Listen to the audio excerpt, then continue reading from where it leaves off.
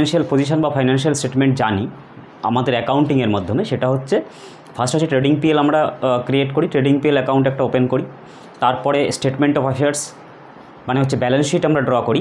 আরেকটা ইম্পর্টেন্ট জিনিস থেকে যায়, সেটা হচ্ছে ক্যাশ ফ্লো স্টেটমেন্ট। সেই ক্যাশ ফ্লো স্টেটমেন্টটা আজকে আমরা ভালো করে দেখব। আগে বেসিক থেকে শুরু করব, তারপরে আস্তে আস্তে অ্যাডভান্স লেভেলে আমরা করব। হয়তো এটার 2-3টে পার্ট হতে পারে ভিডিওর। তো যাই হোক, আমি যতটা কভার করব বেসিক থেকে অ্যাডভান্স লেভেল পর্যন্ত যতটা কভার করা যায় আমি ততটা কভার করব। ক্যাশিয়াল স্টেটমেন্ট বা ফাইন্যান্সিয়াল পজিশন, তো আমরা আগে ট্রেডিং পিএল করেছি, ব্যালেন্স শিটও করেছি। যে কোনো কোম্পানির ক্ষেত্রে, যে কোনো বিজনেসের ক্ষেত্রে, সেটা কোম্পানি হতে পারে, সোল প্রোপ্রাইটারশিপ হতে পারে, বা অন্য যে কোনো ফর্মের বিজনেস হতে পারে, সেই বিজনেসের trading and profit PL statement থেকে আমরা কী জানতে পারি? ট্রেডিং অ্যান্ড প্রফিট থেকে আমরা প্রফিট অ্যান্ড লস থেকে আমরা জানতে পারি কোম্পানির net profit or net loss. Clear? এটা আমাদের কোথা থেকে আসে? এটা আমাদের আসে ট্রেডিং পিএল স্টেটমেন্ট করার পর আমরা নেট প্রফিট বা নেট লস পাই। আর ব্যালেন্স শিট থেকে তারপর যেটা আমরা করেছি এতদিন পর্যন্ত, সেটা হচ্ছে ব্যালেন্স শিট বা statement of affairs. Balance sheet থেকে আমরা কি জানতে পারি? ব্যালেন্স শিট থেকে আমরা টোটাল অ্যাসেট, কোম্পানির টোটাল অ্যাসেট অ্যান্ড লায়াবিলিটিসের একটা কমপ্লিট পিকচার আমরা ড্র করতে পারি ব্যালেন্স শিট থেকে। মানে কোনো বিজনেসের ডিটেলসটা আমরা পাই ব্যালেন্স শিটে বা স্টেটমেন্ট অফ অ্যাফেয়ার্সে। বাট এই দুটো জিনিস পাওয়ার পরেও একটা জায়গা একটু খামতি থেকে যায়, সেটা হচ্ছে যে কোনো বিজনেস রান করার জন্য আমাদের ক্যাশের খুব একটা ইম্পর্ট্যান্ট রোল আছে যে কোনো বিজনেসে বা যে কোনো কোম্পানি যার অপারেশন চালানোর জন্য বা যে কোনো কিছুর জন্য। ক্যাশ ছাড়া তো কোনো বিজনেস হবে না, হয়ও না ন্যাচারালি। তো এই ক্যাশের ক্লিয়ার পিকচারটা এই দুটো জায়গার থেকে কোনো জায়গার থেকে আমরা ক্যাশের ক্লিয়ার পিকচারটা পাই না। হ্যাঁ, একটা ক্যাশের একটা ব্যালেন্স আমরা ব্যালেন্স শিট থেকে একটা পাই, ক্যাশের ব্যালেন্সটা পাই। আর যদি আমরা ক্যাশ অ্যাকাউন্ট বা ক্যাশ বুক যেটা করি, সেখান থেকে আমরা ক্যাশের ব্যালেন্সটা ড্র করতে পারি, কোথায় কী এক্সপেন্সেস হয়েছে, কোথায় কী হয়েছে, তার একটা ডিটেলস ওখান থেকে আমরা পেতে পারি। বাট তারপরেও ম্যানেজারিয়াল লেভেলে যখন কোনো ডিসিশন নেওয়ার হয় বা অন্য কোনো কারণে হোক, সেই সময় আমাদের ক্যাশ ফ্লো স্টেটমেন্টের দরকার হয় একটাই কারণে, সেটা হচ্ছে অ্যাকচুয়াল ক্যাশের কি রিসিপ্টস আর পেমেন্ট, অ্যাকচুয়াল ক্যাশের সোর্স অ্যান্ড ইউজেস, অ্যাকচুয়াল ক্যাশের ইনফ্লো আর আউটফ্লো। এতগুলো কথা কেন বললাম? তার কারণ প্রত্যেকটারই একই মানে আলাদা আলাদা মানে শব্দ হলেও প্রত্যেকটার অর্থ একই। আমাকে ক্যাশ ফ্লো স্টেটমেন্ট থেকে কী বার করতে হবে? Cash flow is a statement, not an account. Cash flow statement থেকে আমাকে কী বার করতে হবে? ক্যাশ ফ্লো স্টেট থেকে বার করতে হবে ক্যাশ রিসিপ্টস, কোথা থেকে ক্যাশ রিসিপ্টস হয়েছে আর কোথায় আমাদের ক্যাশের পেমেন্টস হয়েছে। এটাকেই আমি যদি বলি ক্যাশ রিসিপ্টকে যদি আমি বলি যে সোর্স, ক্যাশের সোর্স বলতে পারি আমি, কোনো বাধা নেই। এটাকে যদি আমি বলি ক্যাশের ইউজেস, সেটাও বলতে পারি। এতগুলো কেন বলছি আমি তার পরে বলছি, কারণ ক্যাশ ফ্লো স্টেটমেন্ট যখন করবো তখন এই টার্মগুলো ইউজ হবে। সোর্সেস আমি বলতে পারি, ইউজেস বলতে পারি, এবং বলতে পারি এটাকে আমি বলতে পারি ইনফ্লো, আবার এটাকে বলতে পারি আউটফ্লো। তাই তো সবগুলোর মানে একই, কিন্তু বেসিক জিনিস একটাই, সেটা হচ্ছে cash receipts and cash payments. তাহলে ক্যাশ ফ্লো স্টেটমেন্টে আমরা কি টোটাল জিনিসটা কি দেখাবো? সেটা হচ্ছে কোথা থেকে ক্যাশের রিসিপ্টস হয়েছে আর কোথা থেকে ক্যাশের পেমেন্ট হয়েছে, কোথায় ক্যাশের পেমেন্টস হয়েছে। এবার দেখো, তাহলে আমি cash receipts, sources, payments, uses কথাটা বাদ দিয়ে আমি শুধু বলবো ইনফ্লো অ্যান্ড আউটফ্লো। ক্যাশের ইনফ্লো কোথা থেকে হয়েছে, ক্যাশের আউটফ্লো কোথায় হয়েছে, কারণ এই দুটো টার্মই আমরা ইউজ করব ক্যাশ ফ্লো স্টেটমেন্টে। যেহেতু এখানে ফ্লো কথাটা আছে, ফ্লো মানে কি? ফ্লো মানে হচ্ছে কোনো কিছুর প্রবাহ, যেটা প্রবাহ হচ্ছে। ক্যাশ সবসময় আমরা জানি মানে মোস্টলি লিকুইড অ্যাসেট, আমাদের বিজনেসের ক্ষেত্রে মোস্টলি লিকুইড অ্যাসেট কি? ক্যাশ। তাহলে ক্যাশের ফ্লো কোথায় হয়েছে? ক্যাশ যদি কোনো একটা জায়গায় আমাদের বলা থাকে যে সাপোজ ক্যাশের, আমি একটা এক্সাম্পল দিচ্ছি, একটা মেশিনারি আছে, এই মেশিনারিটার ওপেনিং ব্যালেন্স আর ক্লোজিং ব্যালেন্স আমরা সবাই মোটামুটি জানি। ওপেনিং ব্যালেন্স আর ক্লোজিং ব্যালেন্স কি? ওপেনিং ব্যালেন্স হচ্ছে 3 লাখ আর ক্লোজিং ব্যালেন্স হচ্ছে 3 লাখ, ঠিক আছে, machinery opening balance, closing balance 3 lakh. তাহলে আমরা এটুকু এখান থেকে বুঝতে পারছি যে এই মেশিনারিতে ব্যালেন্স যখন ওপেনিং আর ক্লোজিং সেম রয়েছে, তার মানে এর ভিতরে হয়তো কোনো রকমের কোনো ট্রানজ্যাকশান, মেশিনারি রিলেটেড কোনো ক্যাশের ট্রানজ্যাকশান বা কিছু হয়নি, ক্যাশ বা কোনো রকমের কোনো ট্রানজ্যাকশান হয়নি। তাহলে এই ধরনের জিনিসটাকে এটা হচ্ছে নন ফ্লোয়িং, তার মানে এখানে কোনো ফ্লো আসেনি। এবার যদি আমি ক্যাশেরই বললাম, ক্যাশের ওপেনিং ব্যালেন্স 1 লাখ আর ক্লোজিং ব্যালেন্স 1,20,000, তাহলে এখানে একটা ফ্লো হয়েছে। কত টাকার ফ্লো হয়েছে? 20,000-এর ফ্লো হয়েছে। ইনফ্লো কি আউটফ্লো আমি জানি না, বা আমি সেগুলোর বিষয়েই যাচ্ছি না, বাট একটা ফ্লো আমরা দেখতে পাচ্ছি যে ক্যাশের একটা ফ্লো হয়েছে 20,000-এর। এই ফ্লোটা, ক্যাশের যে 20,000-এর ফ্লোটা এসছে, এই ফ্লোটা কোথা থেকে আসছে? আমি যদি এই 20,000-এর বলি যে এই 20,000-এর ফ্লোটা কোথা থেকে, ইনফ্লো কতটা আছে এর মধ্যে কতটা আউটফ্লো আছে, কারণ আমরা ওখান থেকে শুধু কি দেখতে পাচ্ছি? ব্যালেন্স দেখতে পাচ্ছি, ওপেনিং অ্যান্ড ক্লোজিং ব্যালেন্স। এটা ওপেনিং ব্যালেন্স, এটা ক্লোজিং ব্যালেন্স। এখান থেকে আমরা কিছুই বুঝতে পারছি না যে ক্যাশ কোথায় ইউজ করেছি, ক্যাশ কোথায় আমরা সোর্সেস কিছু হয়েছে কিনা, বা অন্য কোনো কিছু হতে পারে কিনা, সেটা আমরা এখান থেকে বুঝবো কী করে না, যখন এই 20,000 অ্যামাউন্টটার আমরা ডিটেলস অ্যানালিসিস করব। এই ডিটেলড অ্যানালিসিস যে স্টেটমেন্টে আমরা করি, সেই স্টেটমেন্টের নাম হচ্ছে ক্যাশ ফ্লো স্টেটমেন্ট। তাহলে এখানে আর কোনো রকমের কোনো ট্রানজ্যাকশান আসবে না, বা কোনো রকমের কোনো ক্রেডিট, নন ক্যাশ এক্সপেন্সেস, নন ক্যাশ আইটেমস, কোনো ক্রেডিট ট্রানজ্যাকশান, সেটা কোনো রকমভাবেই এই স্টেটমেন্টে আসবে না। অনলি যে জিনিসগুলো আসবে সেটা হচ্ছে cash receipts or cash payments, বা cash inflow and cash outflow. এবার এটা তো বেসিক জিনিস, এটা বুঝলাম। এবার এটা কিভাবে করে এবং কী রকমভাবে এটাকে সাজাতে পারলে আমার এই জিনিসগুলো ঠিকঠাক হবে।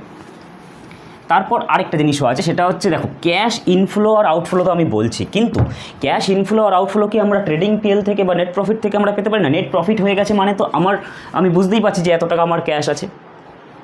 নেট প্রফিট কোনো বিজনেস করলে আমরা কোনো বিজনেস করছি, বিজনেস করার পরে এটা এক্সপেন্সেস, এটা ইনকাম, এটা দুটো বাদ দেওয়ার পরে যেটা নেট আসলো সেটা আমার নেট প্রফিট, একদম সিম্পল হিসেবে।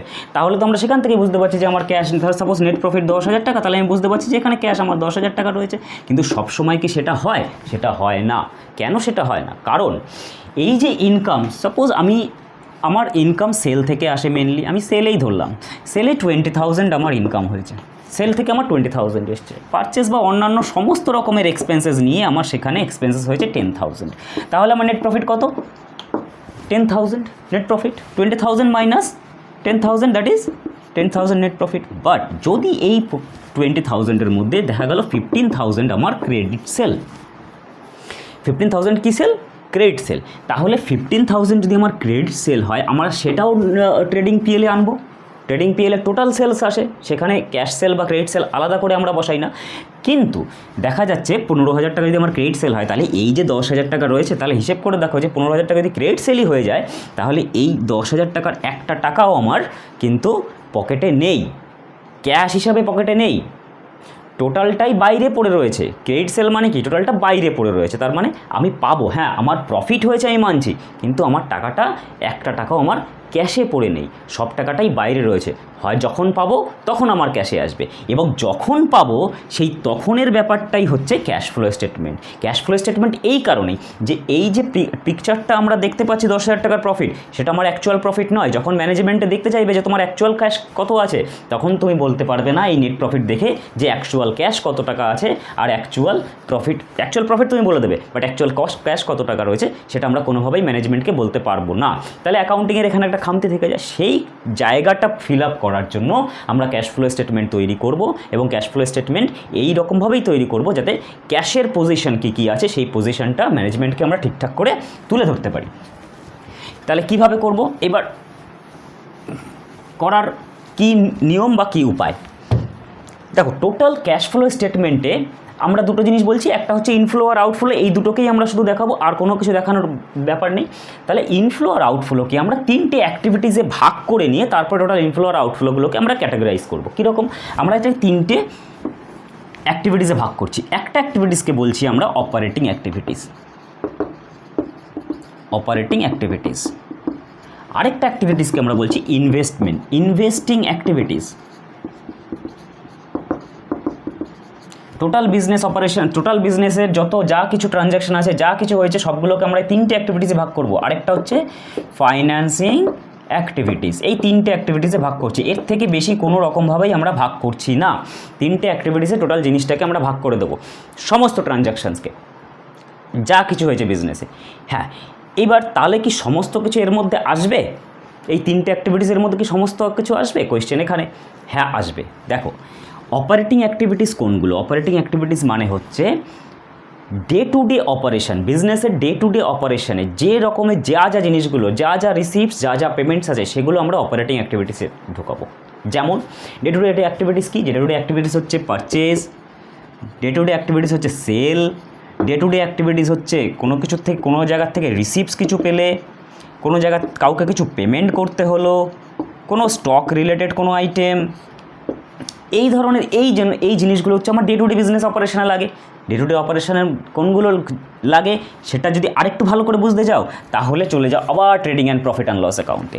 Trading and profit and loss account আমরা মেনলি তৈরি করি আমাদের ডে টু ডে অপারেশনটাকে সাজানোর জন্য। তার মানে কি, নেট প্রফিট যেটা আমার উঠে আসে সেটা হচ্ছে বিজনেস অপারেশনের একটা পার্ট। নেট প্রফিটটা হচ্ছে বিজনেস অপারেশনের একটা পার্ট। বিজনেস অপারেশন করার পরে, বিজনেস টোটাল অপারেশন হয়ে যাওয়ার পরে, দেখো ট্রেডিং অ্যান্ড পিএল অ্যাকাউন্টে আমরা কোনো অ্যাসেট লাইবিলিটিস আনি না তো। তার কারণটা কি? তার কারণটা হচ্ছে এটা হচ্ছে অনলি ট্রেডিং অ্যাক্টিভিটিস। তার মানে আমাদের কি হচ্ছে, সেল পারচেস, সেল থেকে আমরা কস্ট অফ গুডস সোল্ড বাদ দিচ্ছি, সেখান থেকে একটা গ্রস প্রফিট পাচ্ছি, সেই গ্রস প্রফিট থেকে আমরা অপারেটিং এক্সপেন্সেস বাদ দিচ্ছি, অপারেটিং এক্সপেন্সেস বাদ দেওয়ার পর যেটা থাকছে সেটা আমার নেট প্রফিট বা নেট লস থাকছে। তাহলে এইটাকেই আমরা ডাইরেক্ট বলি যে বিজনেস ফ্রম অপারেশন বা অপারেটিং অ্যাক্টিভিটিস। নেক্সট যাচ্ছে আমার ইনভেস্টিং অ্যাক্টিভিটিস। ইনভেস্টিং অ্যাক্টিভিটিস যখনই আসবে তখন আমার ইনভেস্টমেন্টের কথা চলে আসবে। কীরকম ইনভেস্টমেন্ট? না, ইনভেস্টমেন্টটা হচ্ছে সেই ইনভেস্টমেন্ট যেটা আমি বিজনেসে করেছি। বিজনেসে কোন ধরনের ইনভেস্টমেন্ট করেছি? বিজনেসে আমি ইনভেস্ট করেছি, বিজনেসের অ্যাসেটে আমি ইনভেস্ট করেছি। বিজনেসের আমি যদি কোনো বাইরে নন কারেন্ট ইনভেস্টমেন্ট যদি করি, কারেন্ট ইনভেস্টমেন্ট একটা হয় আর নন কারেন্ট ইনভেস্টমেন্ট হয়। তাহলে নন কারেন্ট ইনভেস্টমেন্ট যদি আমরা কিছু করি, তাহলে সেই জিনিসগুলো আমরা এখানে সেই ইনভেস্টমেন্টটা এখানে আসবে। কীরকম? না, আমি যদি কোনো পারচেজ অফ ফিক্সড অ্যাসেট যদি আমি পারচেস করি, এখানে যে পারচেসটা বলেছিলাম সেটা ট্রেডিং অ্যাক্টিভিটিসের পারচেস। সেটা কি? গুডস পারচেজ আর সেলের, যেটা আমার main business activity, goods purchase and sale, সেটা আসে আমার ট্রেডিং পিএলে বা অপারেটিং অ্যাক্টিভিটিসে। ঠিক আছে? আর এই পারচেজ অফ অ্যাসেট মানে ফিক্সড অ্যাসেট, এই পারচেজ হচ্ছে ফিক্সড অ্যাসেটের পারচেজ। এখানে আরেকটা জিনিসও আসবে, সেল অফ ফিক্সড অ্যাসেট। কোনটা ইনফ্লো হবে কোনটা আউটফ্লো হবে সেটা আমি পরে বলছি। ঠিক আছে? কিন্তু এই আইটেমগুলো মেনলি ফার্স্টে মাথায় রাখো, কোন আইটেমগুলো আসবে, কোন অ্যাক্টিভিটিসের মধ্যে কোন আইটেমগুলো আসে সেটা, তারপরে কোনটা ইনফ্লো কোনটা আউটফ্লো সেটা আমরা দেখব। তাহলে এখানে মেনলি কী আসছে না, কোনো রকমের অ্যাসেট যদি পারচেস করি, কোনো রকমের অ্যাসেট যদি সেল করি, তাহলে সেটা আসবে। যদি নন কারেন্ট কোনো ইনভেস্টমেন্ট করি, কোথায় করব নন কারেন্ট ইনভেস্টমেন্ট? নিশ্চয়ই নিজের কোম্পানিতে করব না। কোনো ইনভেস্টমেন্ট হতে পারে, আমার বিজনেস আছে, আমরা সাধারণ মানুষ যখন কোনো জায়গায় কোনো ইনভেস্টমেন্ট করি, তার মানে কোনো বিজনেসেরও রাইট আছে সে অন্য কোথাও ইনভেস্টমেন্ট করুক। আমি একটা কোম্পানি, আমি এবিসি লিমিটেড, XYZ লিমিটেডে আমি ইনভেস্ট করলাম, সেই ইনভেস্টমেন্টটা কত টাকার ইনভেস্টমেন্ট করলাম বা সেই ইনভেস্টমেন্ট থেকে যদি টাকা ফেরত চলে আসে, তাহলে নন কারেন্ট ইনভেস্টমেন্ট যদি কিছু থাকে, সেখান থেকে ইনফ্লো হলো বা আউটফ্লো হলো, সেটা আমার আসবে। এখানে আরেকটা ইন্টারেস্টিং জিনিস আছে, সেটা হচ্ছে ইন্টারেস্ট রিসিভড। আরেকটা জিনিস আছে, এটা খুব ইম্পর্টেন্ট, এটা পরে বলছি কেন ইম্পর্টেন্ট। ডিভিডেন্ড রিসিভড, দুটো জিনিস, একটা হচ্ছে ইন্টারেস্ট রিসিভড, একটা হচ্ছে ডিভিডেন্ড রিসিভড। ইন্টারেস্ট রিসিভড কোথা থেকে? না, যদি কোনো আমি ইনভেস্টমেন্ট করলাম, তার থেকে আমি ইন্টারেস্ট পাবো।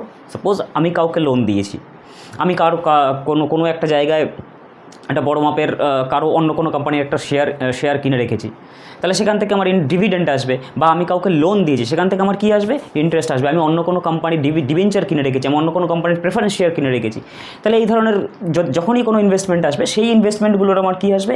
ইন্টারেস্ট আসবে। অথবা যদি কাউকে কোনো লোন দিয়ে থাকি, তাহলে তার ইন্টারেস্ট আসবে। যদি কোনো শেয়ার কারো কাছ থেকে কিনে রাখি, তার ডিভিডেন্ড আসবে।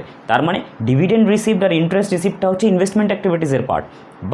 বাদ বাকি যা পড়ে থাকবে, এবার কী পড়ে থাকলো, আর কোনো অ্যাক্টিভিটিস পড়ে থাকলো? দেখো, ট্রেডিং অ্যাক্টিভিটিস হয়ে গেল, ইনভেস্টিং যদি কোনো অ্যাসেট সেল হলো, পারচেস হলো, সবই হয়ে গেল। ট্রেডিংয়ের পার্টটা পুরো হয়ে গেল। এখানে আমরা ইনভেস্টমেন্টের জায়গায় ব্যালেন্স শিটের অ্যাসেটের পার্টটা আমরা মোটামুটিভাবে নিলাম। এইবার ফাইন্যান্সিং অ্যাক্টিভিটিস ব্যালেন্স শিটে আর কি পড়ে থাকছে, ব্যালেন্স শিটে পড়ে থাকে বাদিকে লায়াবিলিটি পড়ে থাকে।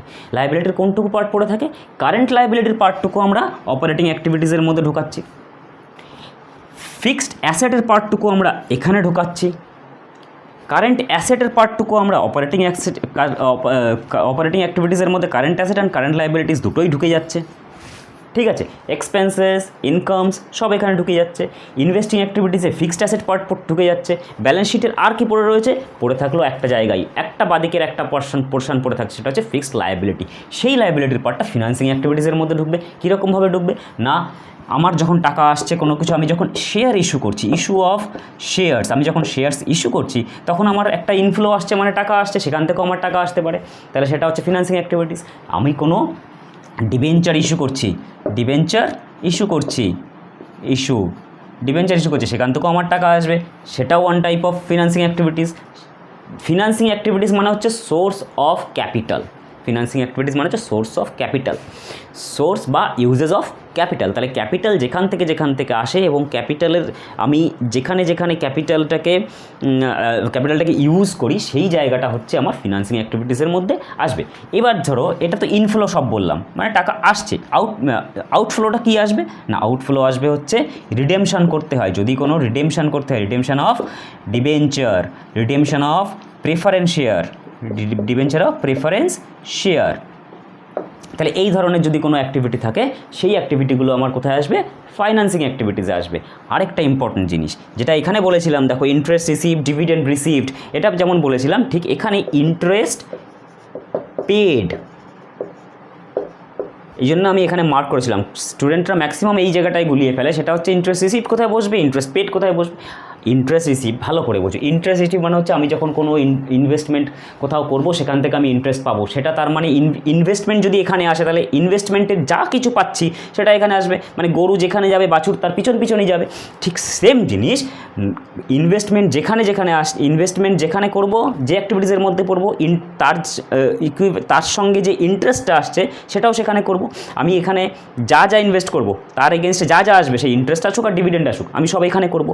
আর ইন্টারেস্ট পেডের ক্ষেত্রে কী হয়, আমি যখন লোন নিই কারো কাছ থেকে তখনই না আমার ইন্টারেস্ট দিতে হয়, নাহলে আমি কেন ইন্টারেস্ট দেবো। তাহলে লোন কোথায় নিই, লোন কখন নিই, লোন ক্যাপিটাল রেজ করার জন্য নিই, লোন আমি বিজনেস অপারেশনের জন্য ফাইন্যান্সিং অ্যাক্টিভিটিসের মধ্যে পড়ে লোন। আমি এখানে বলছি না ডিবেঞ্চার ইস্যু বা লোন টেকেন, এখানে একটা জিনিস লেখা হয়নি, সেটা হচ্ছে লোন টেকেন।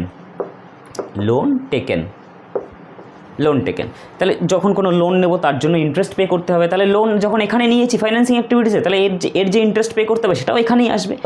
আমি যদি এখানে ডিভিডেন্ড, আমার শেয়ার হোল্ডারকে আমাকে ডিভিডেন্ড পে করতে হয়, তাহলে শেয়ার হোল্ডারকে আমি কোথায় ডিভিডেন্ড পে করি, আমার শেয়ার হোল্ডারকে আমি কোথায় ইস্যু করেছি শেয়ার, ফিনান্সিং অ্যাক্টিভিটিসের মধ্যে শেয়ার ইস্যু করেছি, তাহলে তার জন্য যে ডিভিডেন্ডটা পে করবো সেটাও নিশ্চয়ই ফাইন্যান্সিং অ্যাক্টিভিটিসের মধ্যেই আসবে, অন্য কোথাও যাওয়ার প্রশ্নই নেই। তাহলে এই দুটো জিনিস ভালো করে বুঝতে হবে, সেটা হচ্ছে ইনভেস্টমেন্ট যখন করব তখন আমার ইন্টারেস্ট, যেটা যে কোনো রকমের ইনভেস্টমেন্ট করব সেখানে ইন্টারেস্ট হোক বা ডিভিডেন্ড হোক সেটা আমার ইনভেস্টিং অ্যাক্টিভিটিসে আসবে। আর যখন কারো কাছ থেকে লোন নিচ্ছি, কাউকে শেয়ার ইস্যু করছি, সেই জায়গায় যখন আমাকে ডিভিডেন্ড পে করতে হবে অথবা ইন্টারেস্ট পে করতে হবে, সেটা আমার ফাইন্যান্সিং অ্যাক্টিভিটিসের মধ্যে আসবে। এই হচ্ছে মোটামুটি বেসিক ক্যাশ ফ্লো স্টেটমেন্টে কী কী আইটেম আসে, এই আইটেমগুলো আসে। এবার তারপরে বাদবাকি কিছু অন্য রকমের কোনো আইটেম আসবে, সেগুলো আমরা প্রবলেমে করতে দেখে যাব, ঠিক আছে। এবার যদি আমি অপারেটিং অ্যাক্টিভিটিস, শুধু অপারেটিং অ্যাক্টিভিটিসের জায়গাটা দেখব। অপারেটিং অ্যাক্টিভিটিসে কী কী ইনফ্লো, কী কী আউটফ্লো। ওকে, অপারেটিং অ্যাক্টিভিটিসে তাহলে আমি ফার্স্ট ধরছি কি অপারেটিং অ্যাক্টিভিটিস।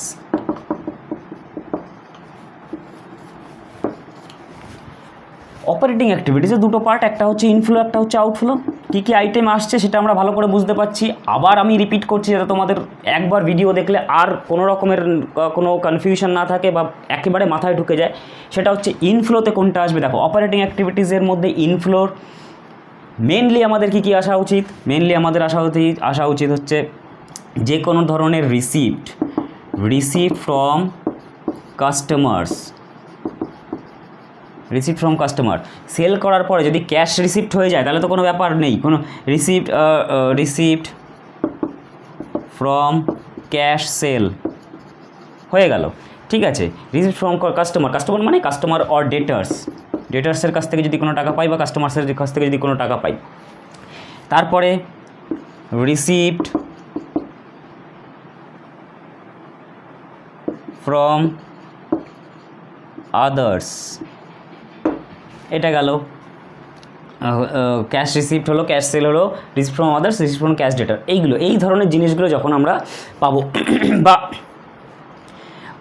অন্য রকমের যদি কিছু আরও এছাড়া যদি এর সঙ্গে আমি এটসেট্রা করে দিলাম, এটসেট্রা যদি অন্য কোনো আইটেম থাকে সেটা পরে বোঝা যাবে। আর মোটামুটি জেনে রাখো এইগুলো যে কোনো ধরনের রিসিপ্ট যেটা হবে কাস্টমার থেকে হোক, সেল করে হোক, যে ইনকামগুলো হচ্ছে সেইগুলো।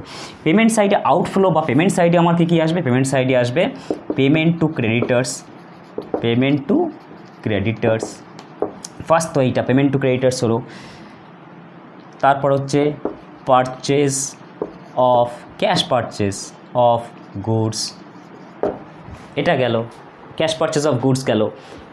কোনো রকমের expenses, all kinds of expenses যেগুলো cash expenses, only cash expenses, clear? Cash expenses like, cash expenses like salary, wages, electricity, etcetera etcetera, অনেক রকমের এক্সপেন্সেস আমরা ট্রেডিং পেলে যেগুলো আনি সেইগুলোই আমরা এখানে দেখবো যে কোন কোন এক্সপেন্স, মানে অপারেটিং এক্সপেন্সেস যেগুলো ক্যাশ এক্সপেন্সেস, অবশ্যই ক্যাশ এক্সপেন্সেস। নন ক্যাশ এক্সপেন্সেসকে আমরা এক্সক্লুড করবো এবং কীভাবে করব সেটাও আমি আস্তে আস্তে বলছি। নন ক্যাশ এক্সপেন্সেসের কী আলাদা ট্রিটমেন্ট হবে, কী হবে না হবে। তাহলে ক্যাশ এক্সপেন্সেস এগুলো গেল।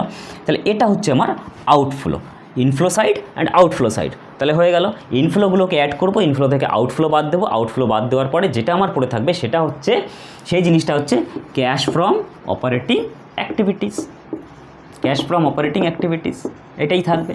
খুব simple. Cash from operating activities বের করতে গেলে কী করবো না, ক্যাশ ইনফ্লো যেগুলো আছে তার থেকে ক্যাশ আউটফ্লোগুলোকে বাদ দেবো।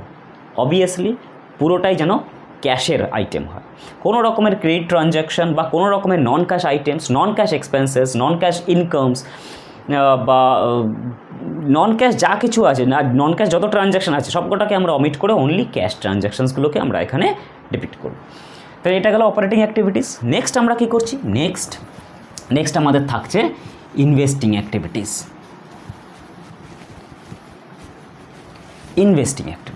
ইনভেস্টিং অ্যাক্টিভিটিসে ইনফ্লো আর আউটফ্লো কি এখানে বলেই দিয়েছি, এখানে বেশি কিছু নেই। ইনভেস্টিং অ্যাক্টিভিটিস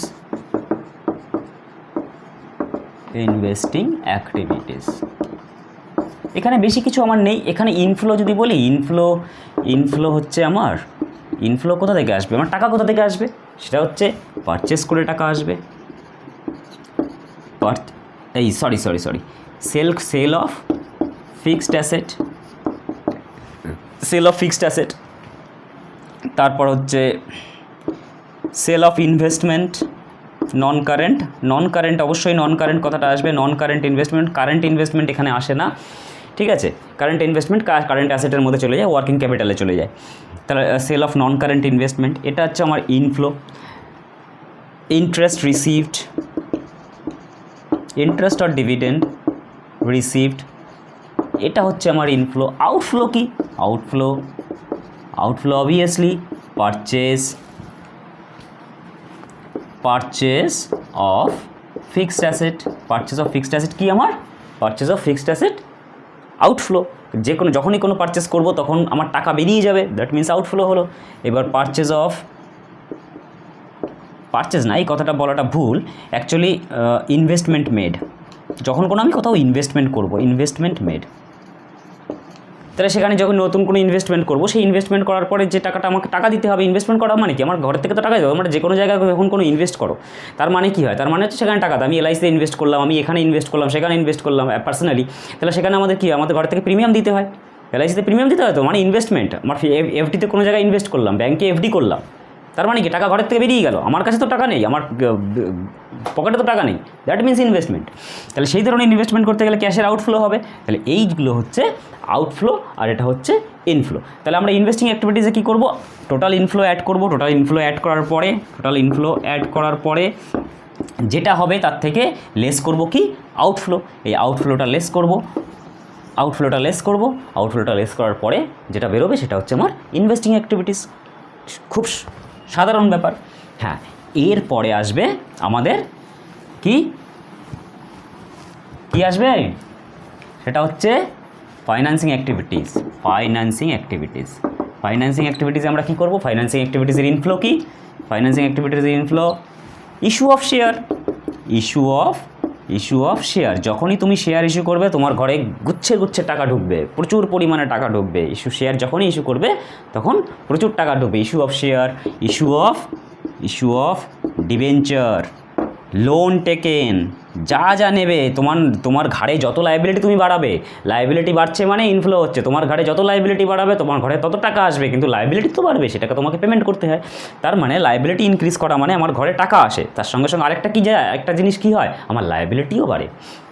তাহলে এইগুলো হচ্ছে আমার কি ইনফ্লোর রাস্তা। এইটা আউটফ্লোর তো রাস্তা আছে। আউটফ্লোর রাস্তা কি? আউটফ্লো যখন এগুলোকে আমাকে পেমেন্ট করতে হবে, এই যে টাকাগুলো নিয়ে লাইবিলিটি ক্রিয়েট করে রেখেছি, এক সময় এরা টাকা চাইবে, তো যখন টাকা চাইবে তখন আমাকে দিতে হবে, যখন দিতে হবে তখন সেটা আমার কি হয়ে যাবে, তখন আমার ঘরের থেকে টাকা বেরিয়ে যাবে, তখন আমার কি হবে, আউটফ্লো। সেটা কি?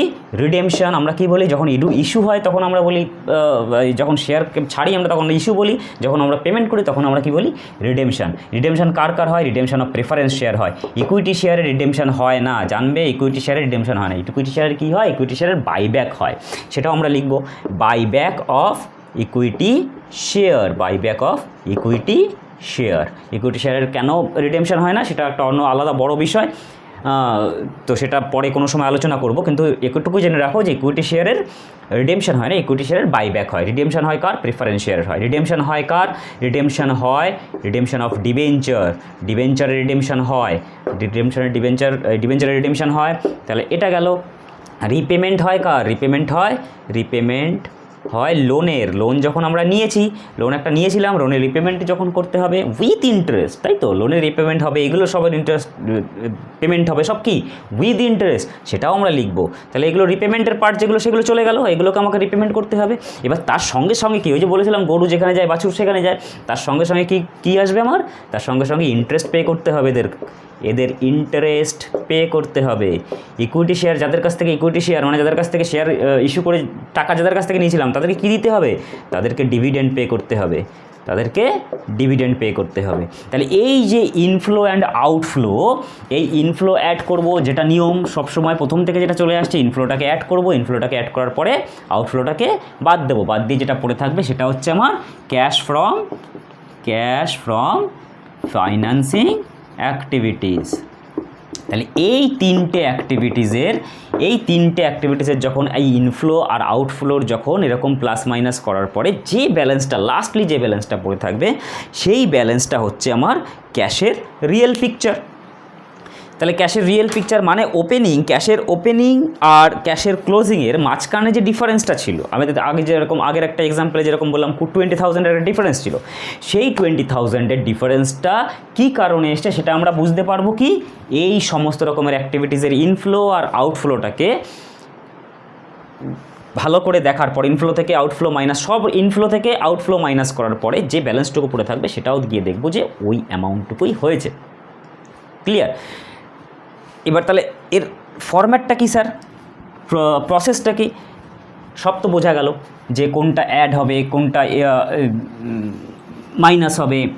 তাহলে এর ফরম্যাটটা কি? ফরম্যাটটাও খুব সিম্পল, ফরম্যাটটায় তেমন কিচ্ছু নেই, শুধু একবার একটু দেখে নিলে ফরম্যাটটাও মনে থেকে যাবে। কীরকমভাবে ফরম্যাট, যেহেতু এটা স্টেটমেন্ট, আমি ফার্স্টেই বলেছি এটা কোনো অ্যাকাউন্ট নয়, তাহলে আমরা এর ফরম্যাটটা এরকমভাবেই কাটি, সাধারণভাবে কাটবো একদম। একটা পার্টিকুলার্স থাকবে, দুটো অ্যামাউন্টের ঘর থাকবে, কেউ তিনটে অ্যামাউন্টের ঘরও কাটতে পারো, অসুবিধে নেই কিছু, বাট দুটো অ্যামাউন্টের ঘর মাস্ট, দুটো অ্যামাউন্টের ঘর কাটতে হবে, একটা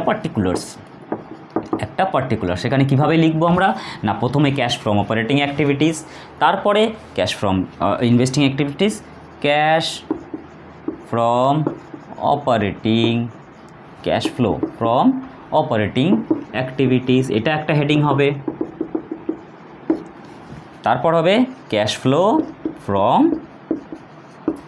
ইনভেস্টিং অ্যাক্টিভিটিস, এটা একটা হবে অ্যাক্টিভিটিস, এটা একটা হলো। নেক্সট আরেকটা cash flow from financing activities. এই তিনটে মোটামুটি হেডিং আমাদের করতে হবে। তিনটে হেডিংয়ে যা ইনফ্লো আছে সেগুলোকে ফার্স্টে অ্যাড করব, ইনফ্লোগুলোকে অ্যাড করব, অ্যাড ইনফ্লোজ, লেস আউটফ্লোজ, তাই না? আমরা তো শিখে গেছি এখন। অ্যাডগুলো ইনফ্লোগুলোকে অ্যাড করব, লেস করব আউটফ্লোগুলোকে, যেটা যেটা আসবে এখানে, যেটা যেটা আসবে মাইনাস করে যেটা আসবে সেটা আমার চলে যাবে টোটাল ক্যাশ ফ্লো ফ্রম বাইরে চলে যাবে, total cash from operating activities চলে গেল, এটা এখানে চলে গেল total cash from operating activities. তারপরে এখানেও সেম কেস, অ্যাড করব কাকে না ইনফ্লোকে অ্যাড করব, লেস করব কাকে না আউটফ্লোকে লেস করব, করার পরে যা থাকবে বাইরে ফেলে দেবো, বাইরে ফেলে দেওয়ার পর এটা কি হবে, এটা হবে ক্যাশ ফ্রম ইনভেস্টিং অ্যাক্টিভিটিস। তারপরে এখানেও সেম, এখানে অ্যাড করব ইনফ্লো, অ্যাড করলাম বা ভিতরের ঘরে ইনফ্লো, তারপরে লেস করলাম কাকে না আউটফ্লোকে লেস করলাম।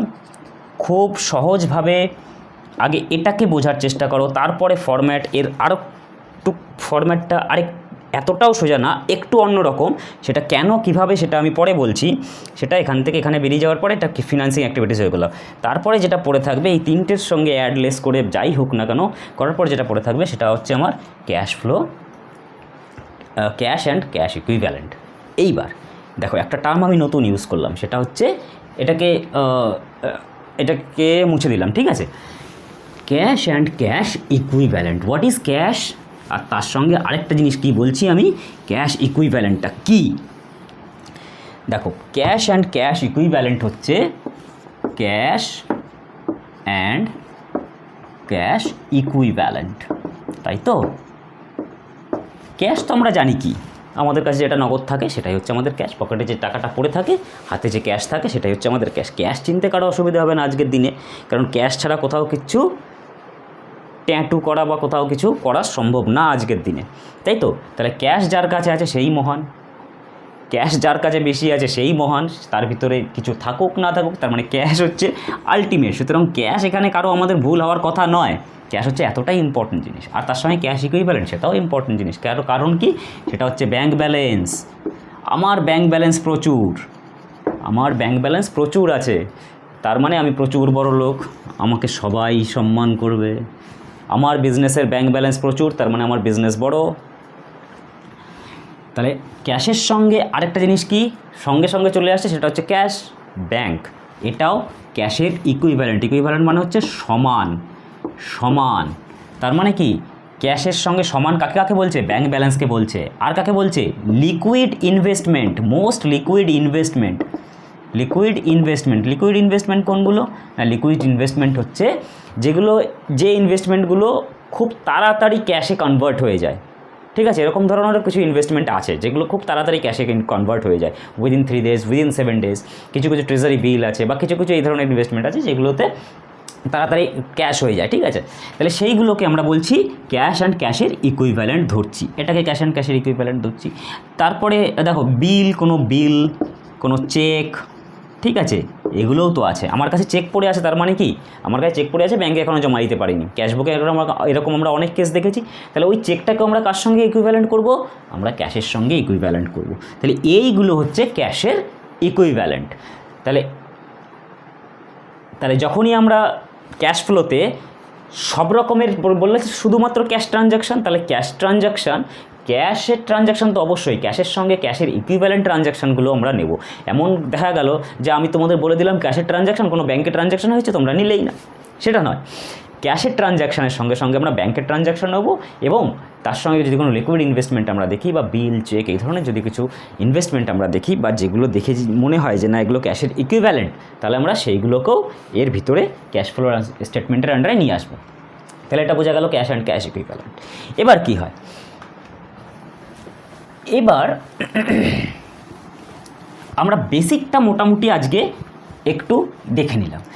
এরপর আমাদের যেটা সিস্টেম, ক্যাশ ফ্লো স্টেটমেন্ট করার দুটো মেথড আছে, একটা হচ্ছে ডিরেক্ট মেথড। এবার স্যার ডিরেক্ট মেথডের দিকে যাই, কারণ বেসিকটা তো মোটামুটি বুঝলাম। তাহলে কোন কোন মেথডে করা যায় ক্যাশ ফ্লো, একটা হচ্ছে ইনডিরেক্ট মেথড, ডিরেক্ট মেথড আর ইনডিরেক্ট মেথড। দেখো ডিরেক্ট মেথডে আমি যেটা এইমাত্র বললাম, যেটা এই এখন তোমাদেরকে সরাসরি বললাম যে এইভাবে এগুলো cash flow from operating activities, financing activities, investing activities, just ওরকমভাবে সাজিয়ে ক্যাশ রিসিপ্টস আর ক্যাশ পেমেন্টটাকে তোমরা যদি আলাদা করে দাও, যদি করো, সেটাকে আমরা বলি ডাইরেক্ট মেথড। বাট এখানে আরেকটা ছোট্ট বাট আছে, সেই বাটটা হচ্ছে এই মেথডটাকে আমরা খুব একটা প্রেফার করি না, বা কোয়েশ্চেনও তোমাদের এক্সামে খুব একটা ডিরেক্ট মেথড থেকে আসবে না। আমরা তখন কোন মেথড অ্যাপ্লাই করি, আমরা কোন মেথডে প্রবলেম সলভ করি, সেটা হচ্ছে ইনডিরেক্ট মেথড। কেন indirect method?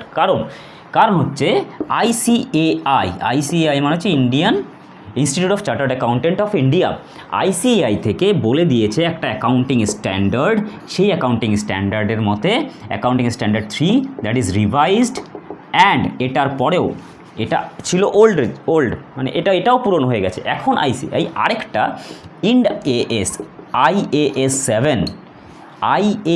7 that means IAS মানে এটা নয় যে ইন্ডিয়ান অ্যাডমিনিস্ট্রেটিভ সার্ভিস, এটা নয়, ঠিক আছে। আইএএস মানে হচ্ছে আমাদের ইন্ডিয়ান অ্যাকাউন্টিং স্ট্যান্ডার্ড, IND-AS বলি আমরা এটাকে, IND-AS। তাহলে IND-AS বা IAS 7 অ্যাজ পার IND-AS বা 7 অনুযায়ী আমরা ইনডিরেক্ট মেথডটাকে আমরা ফলো করি। সেই ইনডিরেক্ট মেথডে আমরা ক্যাশ ফ্লো যখন ক্যাশ ফ্লোর প্রবলেম শুরু করব বা ক্যাশ ফ্লোর শুরু করব, তখন আমরা ইনডিরেক্ট মেথডেই করব। তাহলে ইনডিরেক্ট মেথডে কীভাবে করতে হয় সেটা আমি এই ভিডিওতে আর বললাম না, ভিডিওটা এমনিতেই বড় হয়ে যাবে। নেক্সট ভিডিওতে আমরা কি করব, cash flow statement as per indirect method as per IND-AS 7, তার টোটাল ফরম্যাট এবং কিভাবে ফরম্যাটটা একটু আলাদা, বাট ভিতরে যেটুকু আজকে বেসিকটা বোঝালাম সেই বেসিকটা কিন্তু সম্পূর্ণ এক। সুতরাং এটা যদি বুঝে যাও তাহলে ওটা করতে খুব একটা বেশি প্রবলেম হবে না আশা করি, ঠিক আছে। তাহলে নেক্সট ডে আমরা করব কি, cash flow statement with indirect method as per IND-AS 7।